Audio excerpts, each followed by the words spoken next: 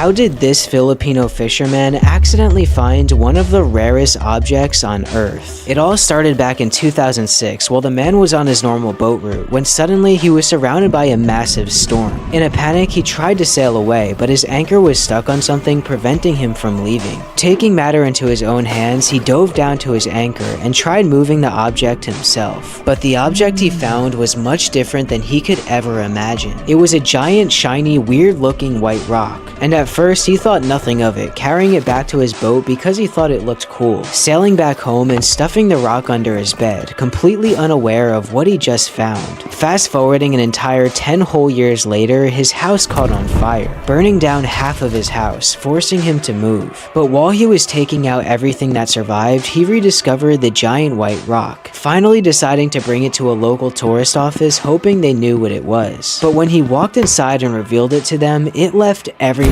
speechless. The object he found wasn't a rock, but one of the world's largest pearls ever discovered in human history, worth over $100 million. Orcas are way more disturbing than you actually thought, and are the most feared animal in the ocean. But why? First off, orcas literally harvest sharks' livers. They'll target great whites, learning to flip them upside down, activating something called tonic immobility, temporarily paralyzing them, then ripping out the shark's liver, eating it, and leaving them behind. But it gets worse, as orcas torture seals for fun, playing a game where they'll take turns going up to seals and launching them with their tails reaching up to 50 feet high, constantly throwing the seal over and over until it finally dies and eating it. Even more horrible, when penguins are resting on icebergs, the orcas will group up and swim together to create giant waves, knocking them off the ice, letting it crawl back up and knocking it down over and over, continuing to practice this hunting tactic until they've had enough training and eating it. But the most brutal thing they do is chase down and harass mother whales with their children. Since the mother is a threat, they use a tactic to tire them out instead, following the whales for hours until they get extremely exhausted. When the mother can't defend anymore, they'll take her baby and eat it alive in front of her.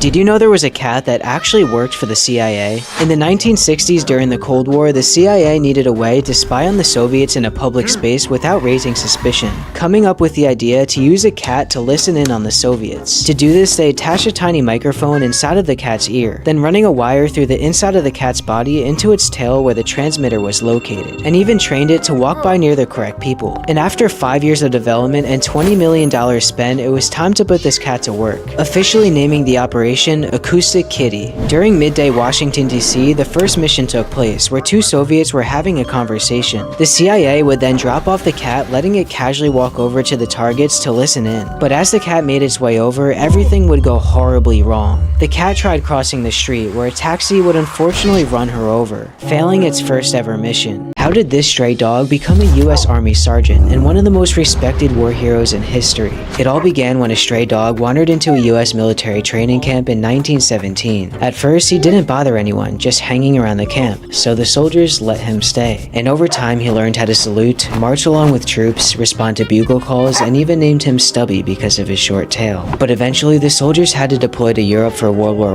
I, intending on leaving him behind since animals weren't permitted on ships. But one of the soldiers named James Conroy built a deep connection with Stubby and decided to smuggle him on board, which ended up being one of the best decisions in history. But things got intense quickly. Stubby was immediately sent into the trenches as nothing more than moral support, where soon after his first few days, a brutal gas attack would injure Stubby, but this moment flipped a switch. After recovering, Stubby became highly sensitive to mustard and poison gas, warning soldiers before attacks even began, saving them multiple times. But Stubby kept learning more, becoming increasingly useful, eventually capable of detecting enemy artillery strikes before impact, spotted enemy movements at nighttime, bit and held onto a German spy mapping out Allied territory, exposing him to soldiers, helped locate wounded men after battles, barking until medics arrived, and got exploded by a grenade, but recovered and continued his services. Where throughout Stubby's career, he not only survived 17 battles, became a celebrity, was promoted to sergeant and won multiple awards, but saved hundreds of lives. And in 1926, Stubby would die peacefully due to natural causes as a true war hero.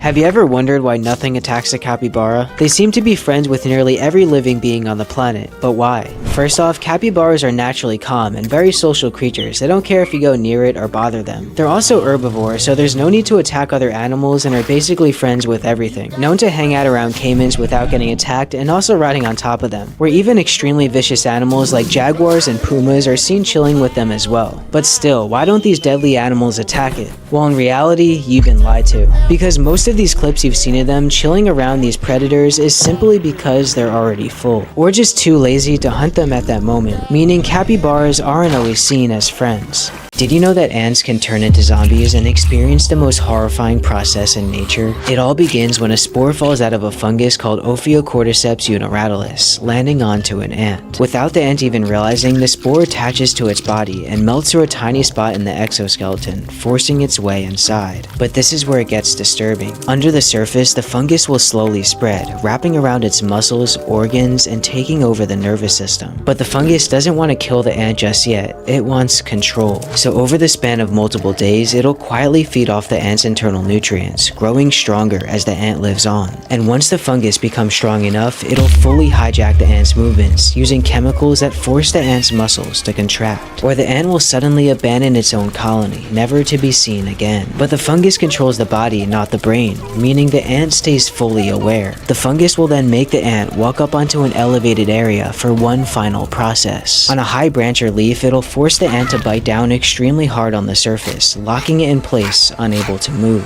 The fungus will then absorb everything left from the ant and create a fungus stalk longer than the ant's body, which kills the ant and releases spores to infect the rest of the colony, repeating the cycle again. Why are honey badgers one of the most feared creatures in the entire animal kingdom, where even lions, snakes, and elephants don't even try bothering it? First off, honey badgers are extremely aggressive, where no matter what size you are, they will challenge you. Known to have an extremely strong bite force, targeting your most vulnerable areas like your eyes, throat, or even your balls. But it doesn't stop there, as honey badgers are pretty much mini tanks, doing things like fighting deadly snakes, passing out from the venom, then waking up to finish the job, ignoring pain and injury, constantly fighting no matter what, or taking on multiple animals by itself. And even if you were to get a good bite off on a honey badger, they have extremely loose skin and will twist inside of their own body just to bite your face. So if you do somehow kill a honey badger, there's still no doubt it'll leave you mangled for life.